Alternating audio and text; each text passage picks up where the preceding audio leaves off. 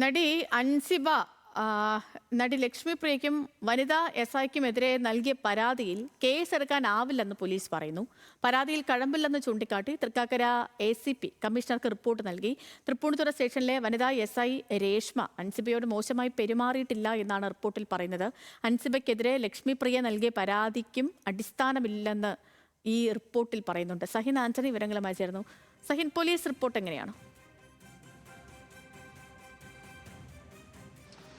സേതു, കഴിഞ്ഞ ദിവസമാണ് തൃപ്പൂണിത്തുറ SI ആയിരുന്ന രേഷ്മയ്ക്കും ഒപ്പം തന്നെ നടി ലക്ഷ്മിപ്രിയയ്ക്കുമെതിരെ അൻസിബ ഹസൻ ഒരു പരാതി നൽകിയിരുന്നത്. ലക്ഷ്മിപ്രിയ നൽകിയ കള്ളപ്പരാതിയിൽ തന്നെ പോലീസ് സ്റ്റേഷനിൽ വിളിച്ചു വരുത്തി മാനസികമായി പീഡിപ്പിച്ചു എന്നുള്ളതായിരുന്നു അൻസിബയുടെ പരാതി. ഈ പരാതിയുടെ അടിസ്ഥാനത്തിൽ തൃക്കാക്കര പോലീസ് അന്വേഷണം ആരംഭിച്ചിരുന്നു.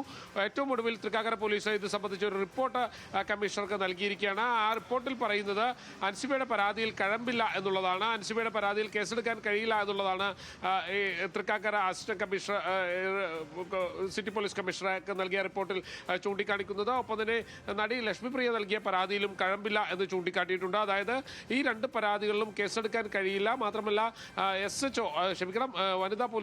വനിതാ SI ആയിട്ടുള്ള രേഷ്മ കാര്യങ്ങൾ ചോദിച്ചറിയുക മാത്രമാണ് ചെയ്തത്. അല്ലാതെ അൻസിബയെ മാനസികമായി പീഡിപ്പിച്ചിട്ടില്ല എന്നുള്ളതും ഈ റിപ്പോർട്ടിൽ ചൂണ്ടിക്കാണിക്കുന്നുണ്ട്.